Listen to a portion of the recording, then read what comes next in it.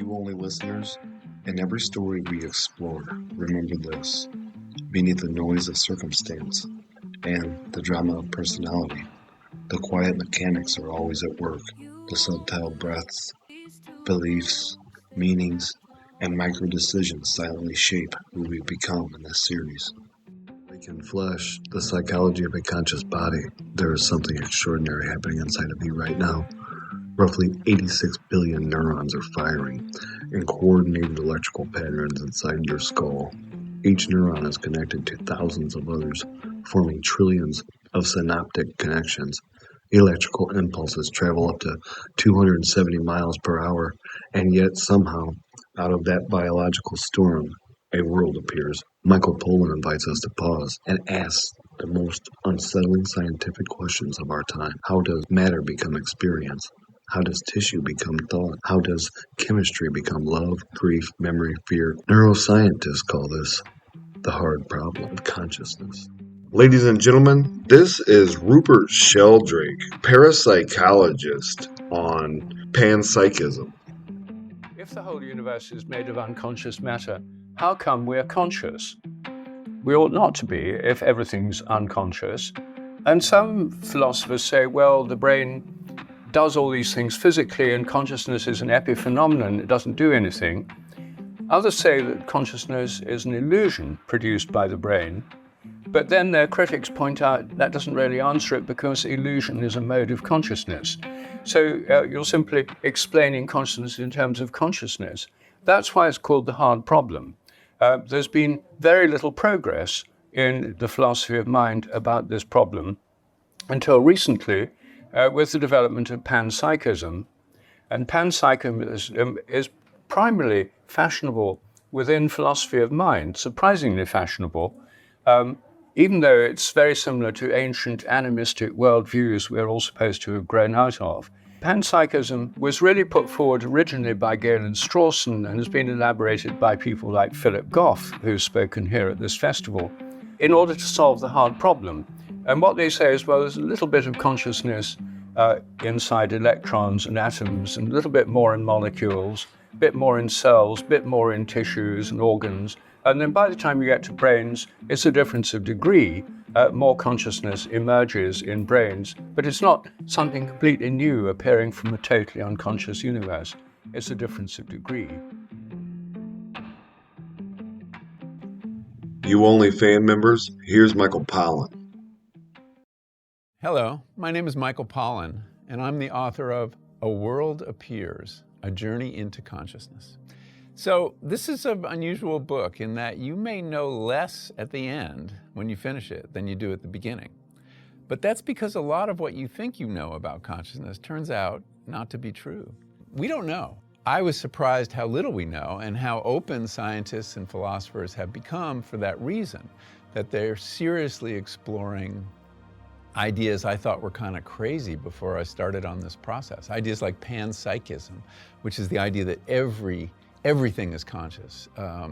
The particles in the ink on the page of this book have some micro psyche, and that somehow all this conscious material assembles into conscious beings like ourselves. I think people have a sense that they're less conscious than they might be, and that I think explains the booming interest in meditation. Meditation is a way to cultivate your consciousness, close out all those forces that want to intrude on it, focus on your own thought processes, enjoy being in the laboratory of your own mind.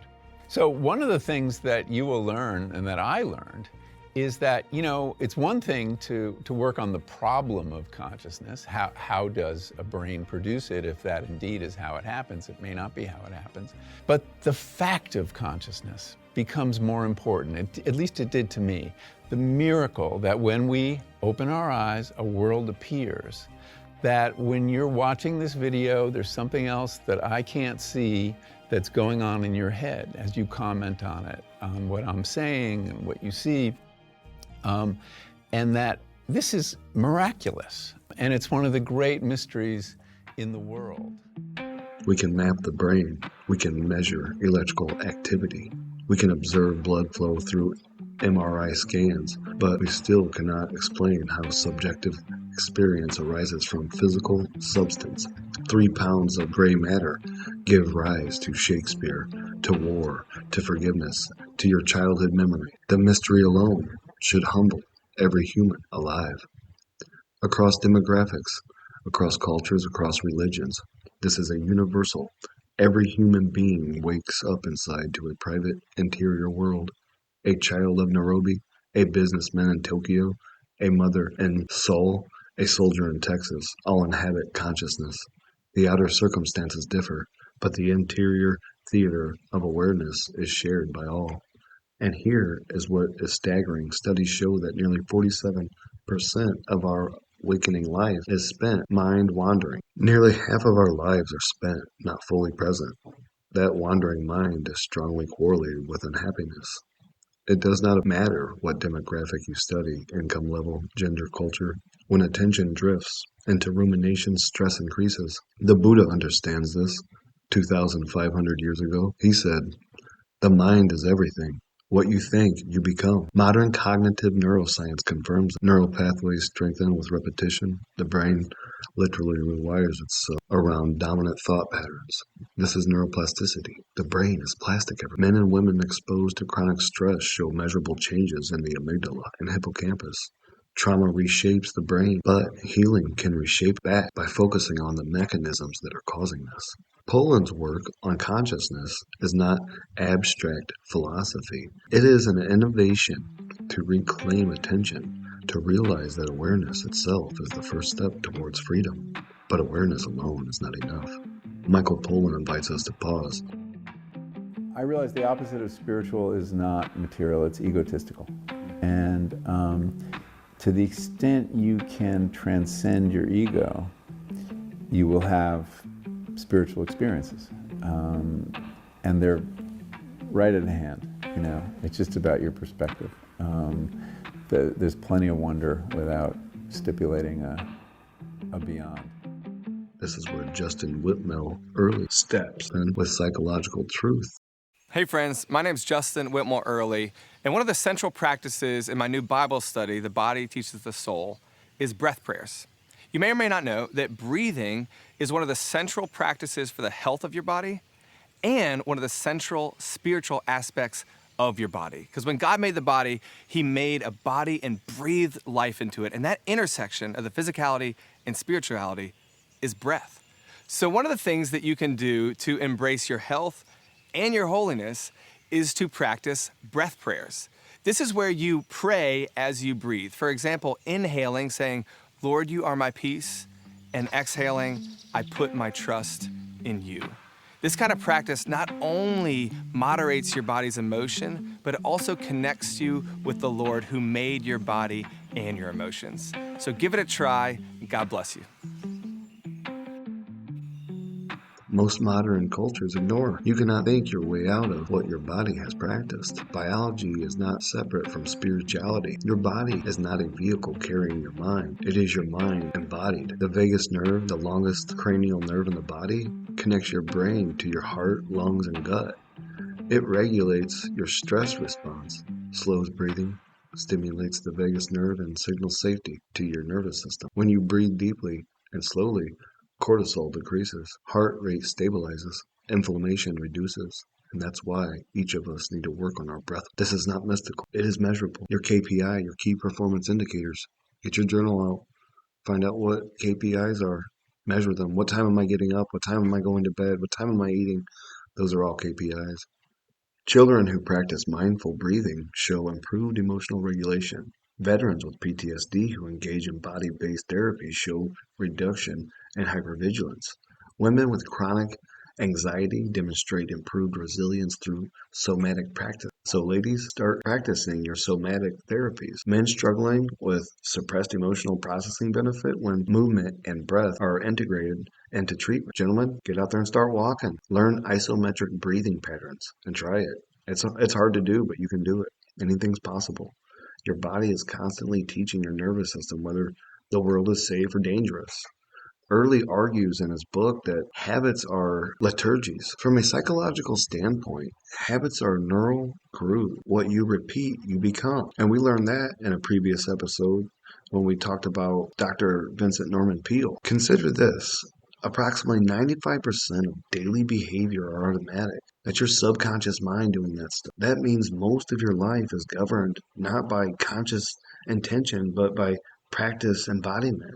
Things that we've learned or habits we picked up from other people. If a child grows up in chaos, their nervous system calibrates to chaos. If an adult lives in constant digital stimulation, dopamine cycles shift. If a culture prioritizes productive over rest, sleep disorders rise.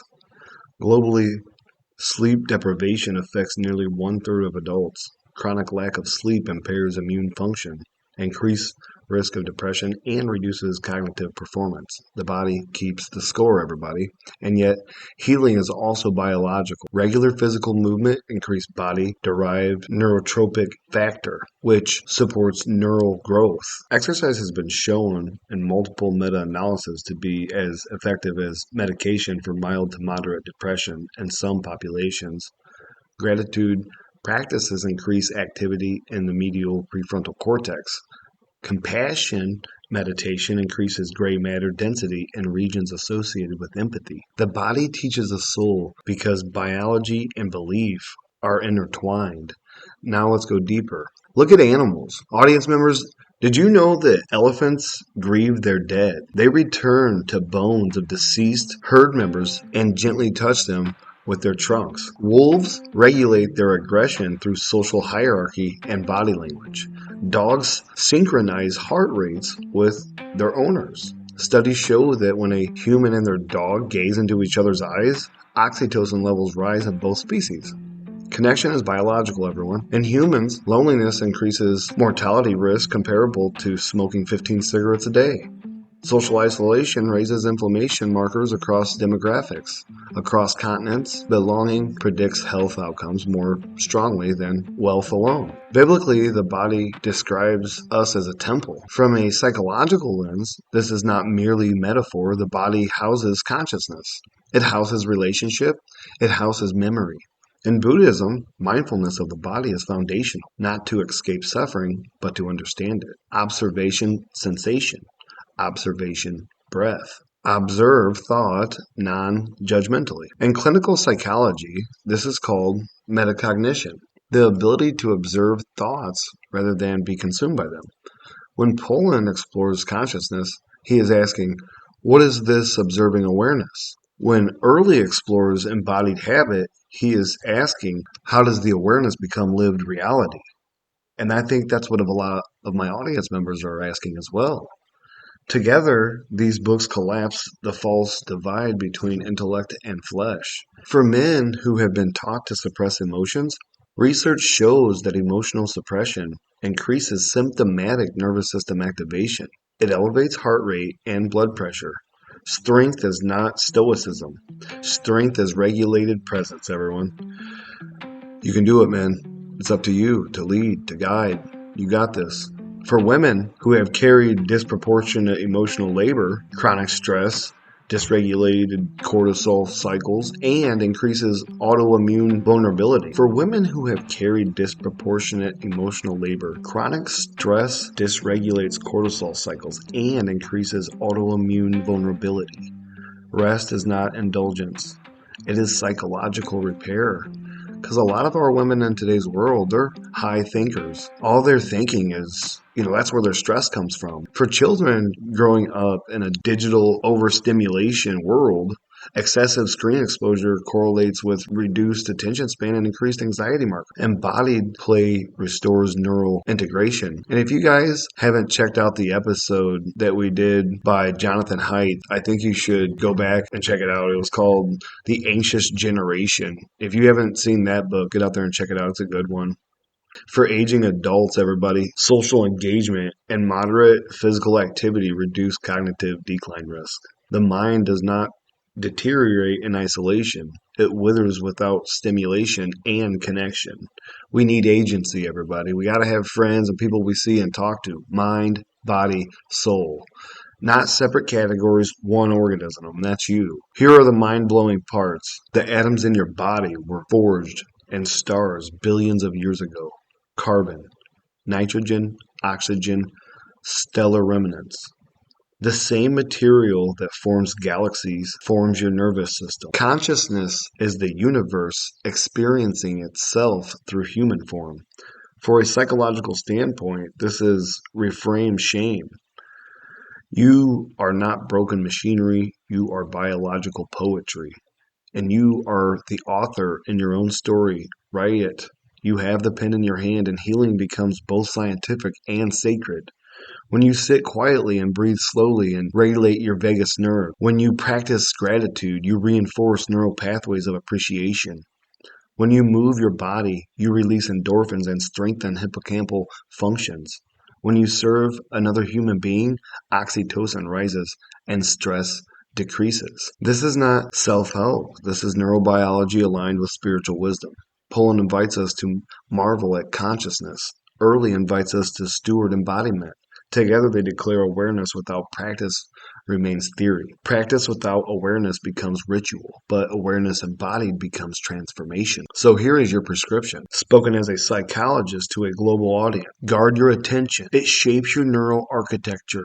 Honor your sleep. It consolidates memory and regulates mood. Move your body daily. It is an antidepressant, anti-inflammatory, cognition-enhancing medicine. Practice relational presence. Loneliness kills quietly. Connection heals loudly. Breathe slowly when overwhelmed. You are speaking directly to your nervous system. No one's going to believe you as much as you believe yourself. Teach children emotional vocabulary. I am enough for me. I am beautiful. I am kind. Emotional literacy predicts resilience. You only followers? This is emotional literacy explained. The best I've heard it explained. Being able to tell apart your emotions isn't something naturally given. You might have felt that anger does not always feel the same. The way you are angry with a child differs very much from the way you are angry with a friend, or with a lover, or your parents, or a stranger, and the same goes for happiness. A feeling ranging from feeling excitedly ecstatic to calm and content. Emotional granularity is the ability to tell apart what you feel, even if you may lack the words. It is like tasting different flavors or distinguishing between different colors. Being able to feel these feelings and their differences is one part. Naming them is another. That is emotional literacy. It is your vocabulary to express to yourself and others what this distinct assembly of interoceptive perception means and how it manifests in your reality. Emotional granularity is the ability to tell the colors apart. Emotional literacy is the ability to name them. Release shame. It is not my fault. I can't predict what other people do. The brain is plastic. Change is possible at every age. Oh, well, I'm never going to own that business. I'm 44. Oh, I'm 60. Nobody's ever going to marry me. Whatever. Remember this. The world appears in your consciousness, but your body determines how that feels. If your nervous system is inflamed, the world feels threatening. If your body is regulated, the world feels navigatable. This is empowerment rooted in data. This is compassion rooted in biology. This is spirituality rooted in embodiment. As we close this journey, understand this integration fully. Michael Pollan shows us that consciousness is mysterious, fragile, miraculous. Justin Whitmel Earley shows us that the body is informative, disciplined, and sacred. Together they teach that transformation is not escape from the body, nor obsession with the mind. It is integrated. Audience, mind observing, body practicing, soul connecting. To every listener across continents, whether you are in crowded cities, a rural village, a military base, a classroom, a hospital, or listening quietly at night, your inner world matters. Every single one of you. Your body matters. Your habits matter. And thank you for the courage to grow. Thank you for choosing awareness over autopilot. Thank you for your kindness to one another across cultures, faiths, and languages. May you inhabit your consciousness fully. May your body teach you gently. May your soul feel at home inside your own skin forever. Here's a clear breakdown of this series from episode 1 to 3 till now. Episode 1, The Invisible Engine of Choice. Core question, why do I keep making these same decisions even when I swear I won't? primary frameworks, principles, thinking fast and slow. What episode 1 establishes is about unconscious control, everyone. This shows the audience that decisions are not neutral or free-floating. It also shows the brain runs on a system. Number 1, fast, emotional, reactive, far more than people admit. Another one is bias, trauma, habit, and emotional quietly decide first, which means logic explains later. This episode introduces a hard truth to everyone.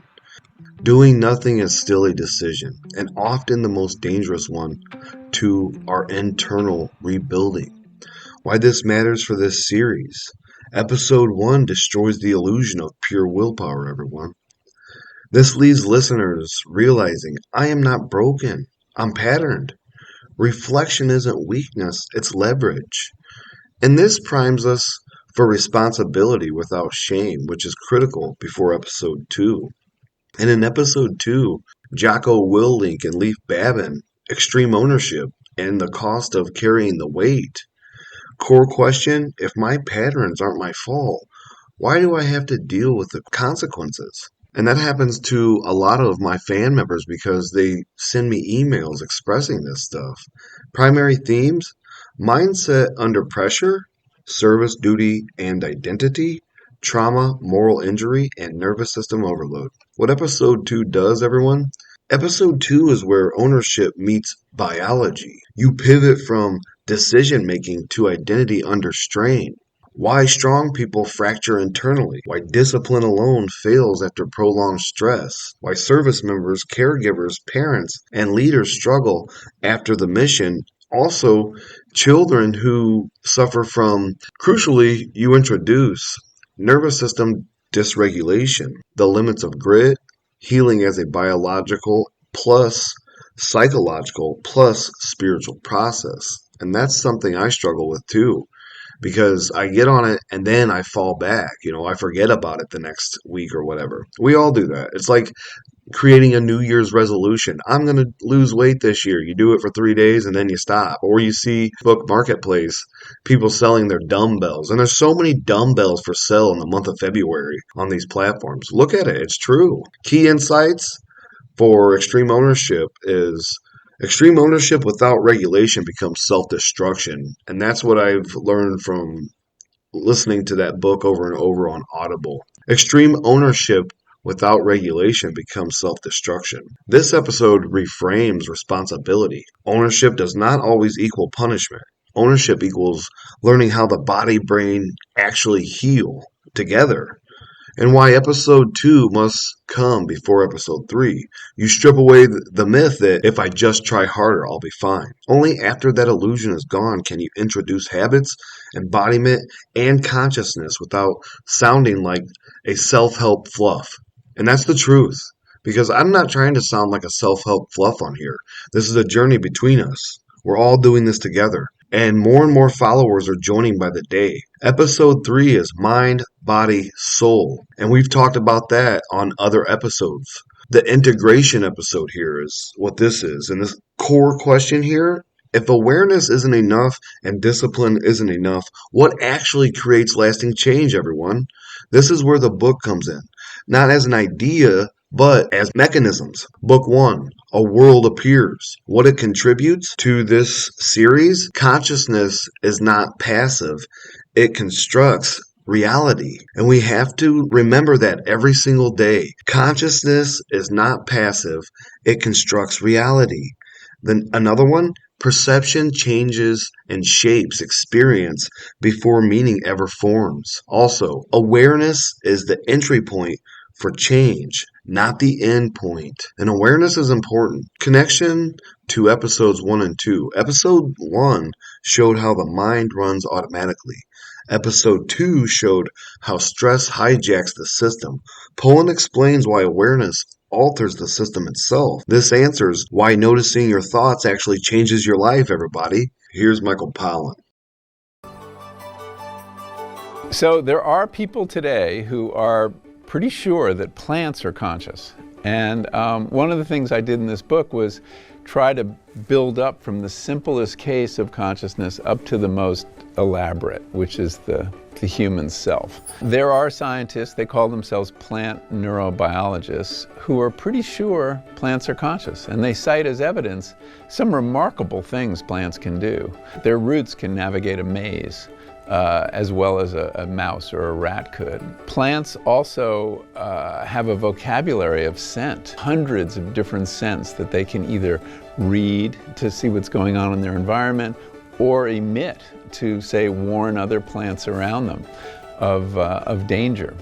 They're intelligent, but are they conscious? You can be very intelligent like a computer without being conscious, and you can be conscious and really dumb, and we all know people like that. So this question of whether AIs can become conscious is actually being tested in the real world right now. There are people, and I follow one particular group in South Africa, who are deliberately trying to make a conscious AI. I think that's fascinating work. I think one way to understand something is try to create it, and they are doing it. I don't think they'll succeed, but I also think their failure is going to teach us some really important things about consciousness. The theoretical study of consciousness is sort of hitting a dead end, and this attempt now to create it, I think, is the next frontier in coming to understand it. Is a toaster conscious? Not mine. I'm prepared to stand here today or sit here today and declare, no, toasters are not conscious. Other appliances, who knows?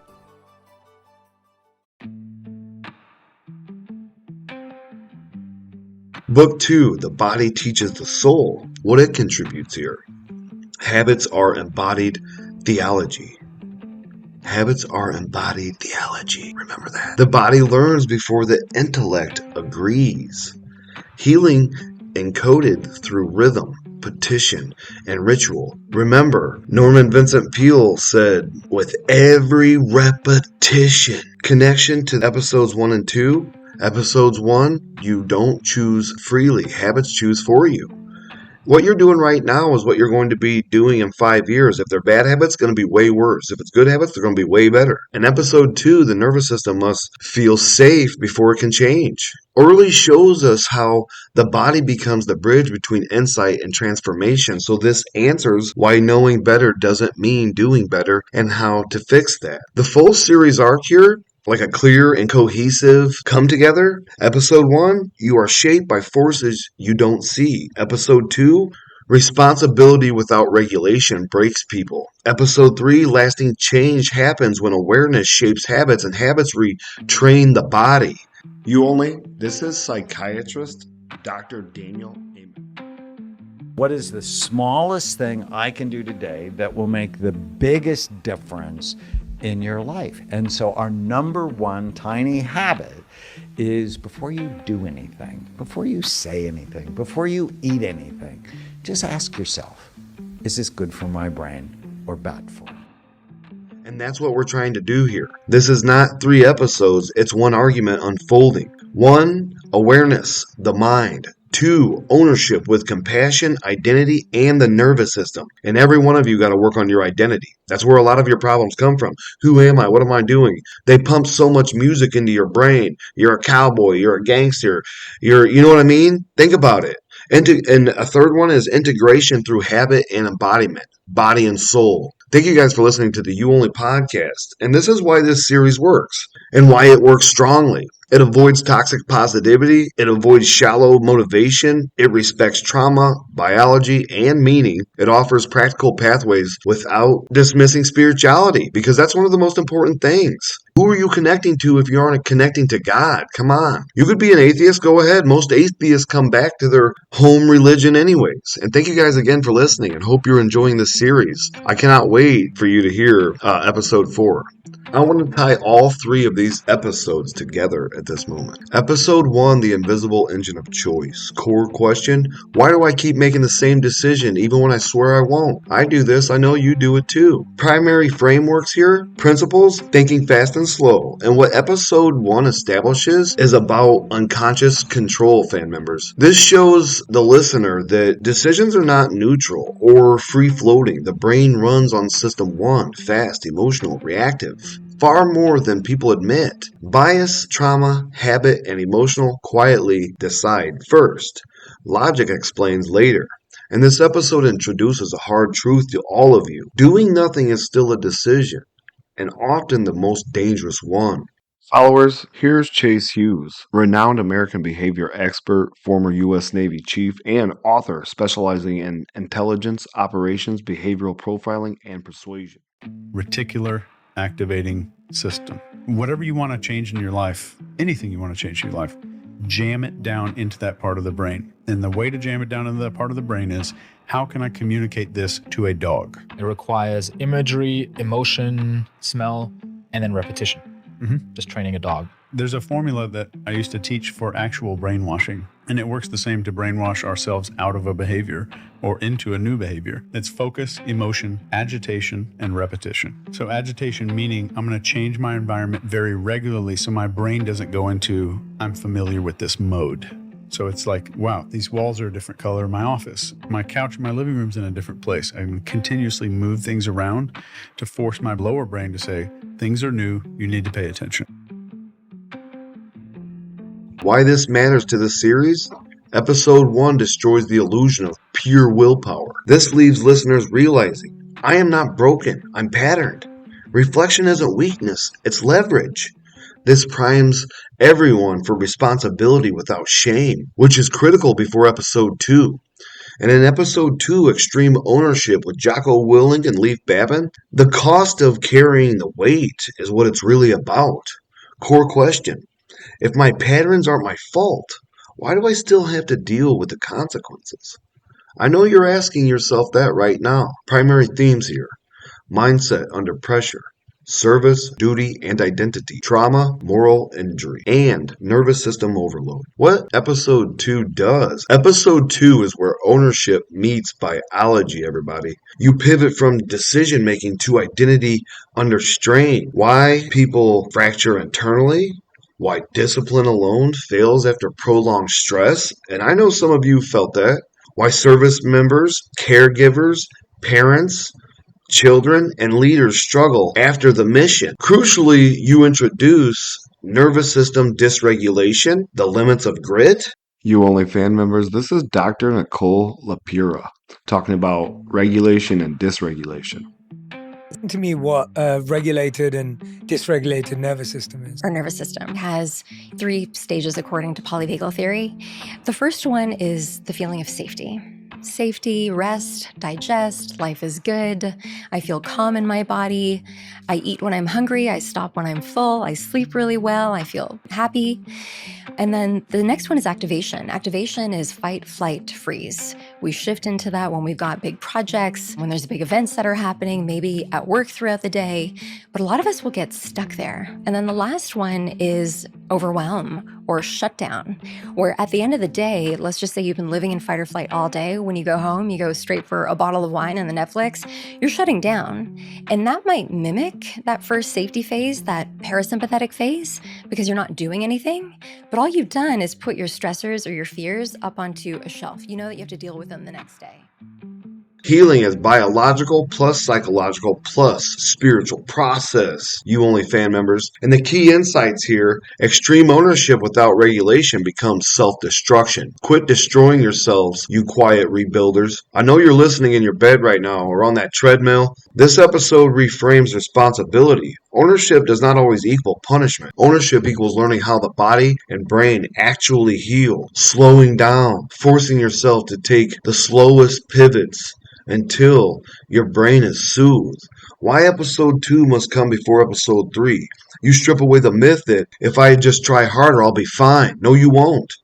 Only after that illusion is gone can you introduce habits, embodiment, and consciousness without sounding like self-help fluff. Because I'm not here to be self-help fluff.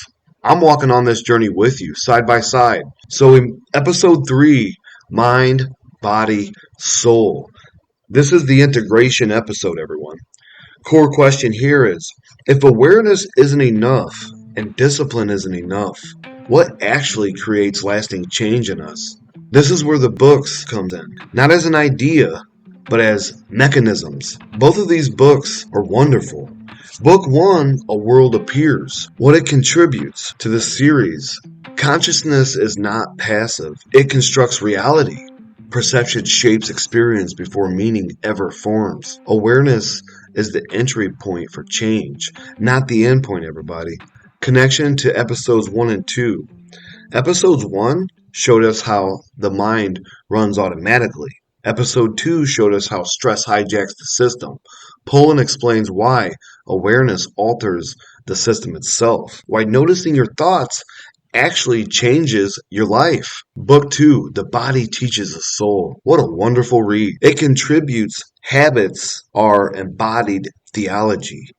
The body learns before the intellect agrees. You Only fan members, here's star author Justin Whitmel Earley. Those dual process relationships, I think, are actually really good to think about how the body and spirit interact. One can move the other, and moving your body to move your mind is actually a wonderful way of spirituality, particularly in a world where I think we usually assume it only works the opposite, that the mind moves the body. Healing is encoded through rhythm, repetition, and ritual. Remember Dr. Vincent Norman Peale's words, with every repetition. Connection to episodes 1 and 3. Episode 1, you don't choose freely. Habits choose for you. What you're doing right now, in 5 years, you're going to be doing it much better or much worse, depending upon what you're choosing to do. Every decision matters right now. In episode 2, the nervous system must feel safe before it can change.